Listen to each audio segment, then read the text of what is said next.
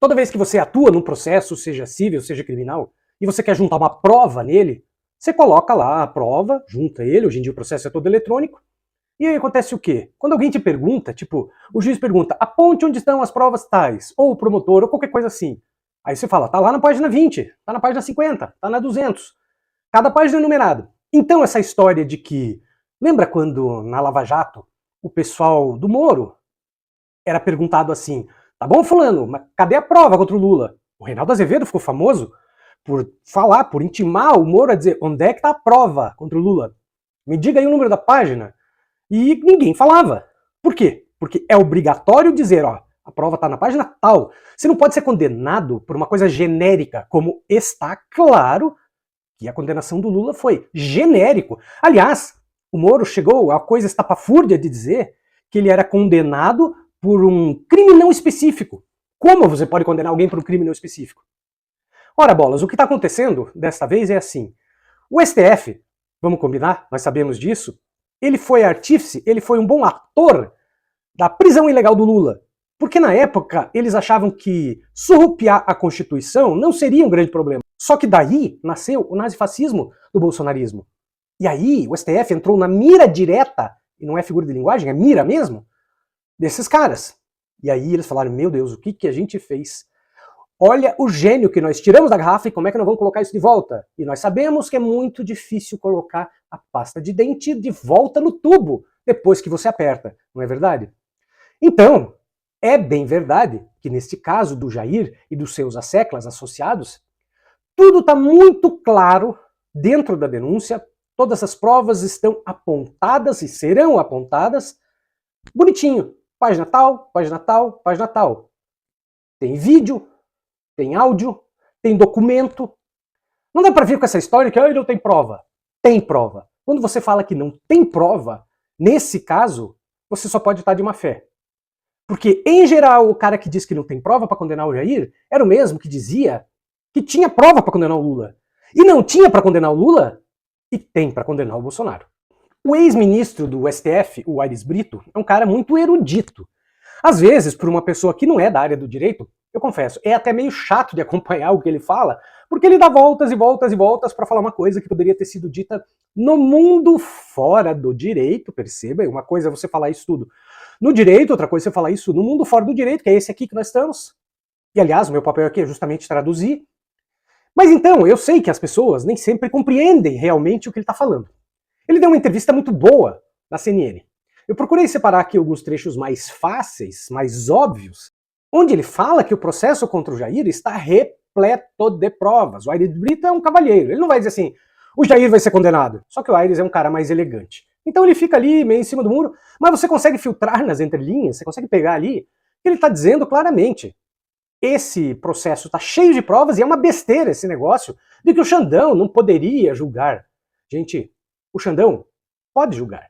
Tanto pode, se não ficava fácil, você não gosta do cara que vai ser o juiz da tua causa, basta se ameaçar o cara de morte. Daí, meu amigo, você nunca vai ser julgado em momento nenhum. Porque ele passa para outro juiz, você vai lá e ameaça o outro. E tá, não tenha dúvida nenhuma que existiu ameaça de morte contra o Xandão. E não só ameaça de morte. Aliás, perceba, todas as vezes que a defesa do Jair alega assim que ele é uma potencial vítima e, portanto, não poderia julgar, é porque eles estão reconhecendo que existiu a tentativa, você entende? Olha, mas ele é vítima. Se ele é vítima, porque aconteceu. E se aconteceu, você está reconhecendo, meu velho. Dá uma olhada aqui na pequena seleção que eu fiz do ministro Aires Brito. Talvez dê para clarear. Pega ali nas entrelinhas, tá? Pega nas entrelinhas que ele mostra, que ele fala. Tá cheio de prova contra o Jair. E fica até o final do vídeo, porque eu tenho um recado bem legal para você. Diante da proximidade do processo eleitoral, já do ano que vem, o Supremo deverá, órgão de processo de todos esses casos, deverá atuar com certa brevidade, mas sem prejuízo da segurança jurídica, evidentemente. Muitos dos críticos do trabalho do Supremo, nesse caso do suposto plano de golpe, falam sobre a possibilidade de suspeição do ministro Alexandre de Moraes, que é o relator desse processo. O ministro Alexandre de Moraes, como mostra o inquérito da Polícia Federal, era um dos alvos desse grupo que tentou supostamente dar um golpe de Estado no Brasil. É difícil subjetivar assim a resposta, mas entendo que objetivamente, pela análise dos dados de que disponho, o ministro não é suspeito de coisa nenhuma. Ele tem condições plenas de atuar como relator como figura central do processo e emitir seus juízos técnicos sem nenhum comprometimento de ordem técnica do processo em si. É um ministro tarimbado, conhecido pelos cargos anteriores até de que foi titular, e conduz as coisas digamos, com tecnicalidade, com objetividade, com isenção. É meu juízo estritamente pessoal e técnico também da atuação do ministro Alexandre de Moraes. Ministro, a gente acompanha o próprio ex-presidente Jair Bolsonaro argumentando que não compete ao Supremo Tribunal Federal julgar ex-presidentes. Como é que o senhor vê, inclusive, essa questão da defesa especificamente, mas a questão da competência desse julgamento? Mais do que tudo, é cumpridor de um dever inafastável, que é velar pela observância da Constituição. A principal função do Supremo é guardar precipuamente a Constituição. Mas de que Constituição falamos? De uma Constituição que faz da democracia, substantivamente, o princípio dos princípios. O princípio continente de que todos os outros são conteúdos. Essa é a principal função do Supremo. E ele está, nesse caso, agindo, sobretudo, em defesa do regime democrático. Afinal, houve, segundo o Procurador-Geral da República, tentativa de abolição violenta do Estado Democrático de Direito e houve o crime de golpe de Estado. Olha, quem compete apurar isso em plano nacional? Ao Supremo Tribunal Federal, encarregado diretamente pela Constituição, artigo 102, da guarda precípua dela mesma.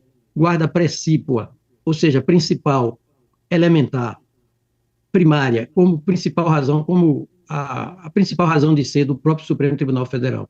Então, eu acho que o Supremo está na sua função de guardar precipuamente, vale dizer, fundamentalmente, elementarmente, uma Constituição que faz da democracia o princípio dos princípios substantivamente. Há ali, desse segmento, que é muito expressivo também na sociedade, uma análise de que um julgamento do Supremo Tribunal Federal é contaminado por questões políticas. Como que o senhor avalia que o Supremo pode agir para se distanciar de contaminação política desse processo e, de fato, fazer um julgamento que seja técnico, ministro? O Supremo não deve se louvar na opinião pública para julgar.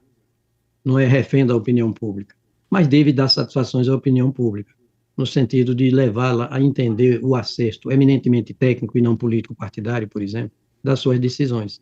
O que importa ao Supremo Tribunal Federal é guardar uma Constituição pelo prisma técnico. E, para isso, ele é dotado, o Supremo, de 11 ministros, que, pela Constituição mesma, só foram nomeados porque portadores de notável saber jurídico, além da reputação sem jaça, sem mancha, da reputação ilibada. Então, são expoentes do direito, por definição, e hão de atuar nesse plano rigorosamente técnico, desde que o Supremo fundamente bem as suas decisões, com clareza, com objetividade, com substância, com transparência.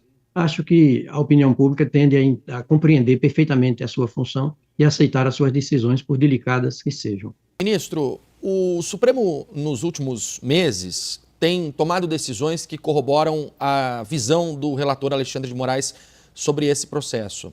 Aliás, a decisão de vários ministros foi, inclusive, pela manutenção de prisões que foram feitas durante esse processo, negando pedidos da defesa de vários desses acusados.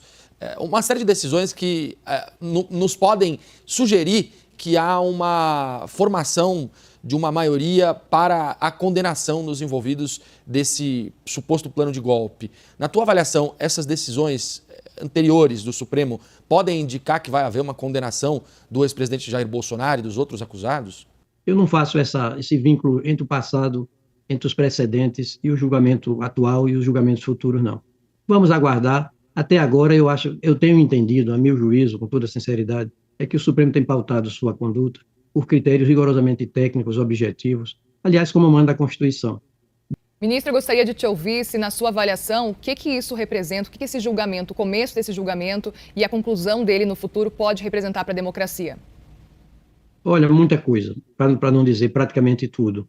O que é preciso entender é exatamente isso. O Supremo Tribunal Federal é o guardião de uma Constituição, é o guardião fundamental, precípio, elementar de uma Constituição elaborada pela nação brasileira, não pelo Estado. Estou falando da redação originária da Constituição.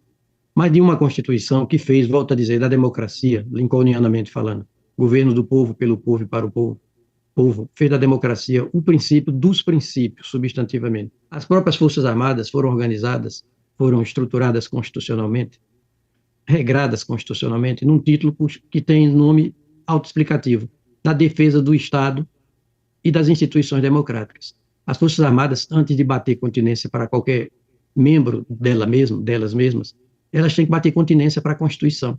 Ministro, caminhando para uma análise mais de mérito, se for possível, sei que o senhor é sempre muito cuidadoso nas suas análises, mas queria ouvir do senhor onde que o senhor enxerga mais materialidade na denúncia que foi oferecida pelo Procurador-Geral da República de participação do ex-presidente Jair Bolsonaro. E a denúncia é minudente, é longa, minudente, cuidadosa, e diz, entre outras passagens, que os documentos se louvaram em, digamos, análise de dados, de fatos objetivos, gravação de reuniões, planos, até minutas de decreto de golpe de Estado e assim avante. Quer dizer, a materialidade ou a prova do que está contido na denúncia será objeto de sucessivas reuniões, de sucessivas audiências junto ao Supremo, sob o princípio maior do contraditório. Pessoal, tem muita gente da nossa geração que não sabe que dá para ganhar dinheiro com a internet. Não é jogo do tigrinho, não é site de aposta. É ganhar dinheiro, é trabalhar, ter dedicação para ganhar, para fazer uma renda extra. Você sabia que dá para fazer isso? Existe uma maneira de você aprender a ganhar dinheiro com a internet, de diversas formas. Você pode até ganhar em dólar. Tem empresa que paga em dólar. Mas presta atenção, não é para ficar rico. Ninguém está te prometendo riqueza aqui. É para fazer uma renda extra. R$500, 800, 1.000, 2.000. Depende do tanto de organização, do tanto de disciplina que você vai ter. Mas se você de repente fala, não, já estou velho demais para isso, bom, talvez você não queira mesmo fazer. Mas quem sabe você tem aquele teu sobrinho, teu neto, que passa o dia inteiro no celular e podia estar aprendendo alguma coisa. Podia estar ganhando um dinheirinho para de repente ir pagando a faculdade dele, qualquer coisa assim. Então, se você acha que pode ser uma boa ideia, mas lembra o que eu falei, é trabalho. Não é jogo de tigrinho e não é aplicativo de aposta. É trabalho com disciplina. Você vai aprender a fazer isso. Se você acha que essa pode ser a sua praia, ou do seu sobrinho, do seu neto, clica no link na descrição desse vídeo, no primeiro link da descrição desse vídeo, e seu WhatsApp vai ser direcionado lá para o Clayson. Fala com ele. Ele vai te orientar como fazer para aprender a ganhar dinheiro na internet. Beleza?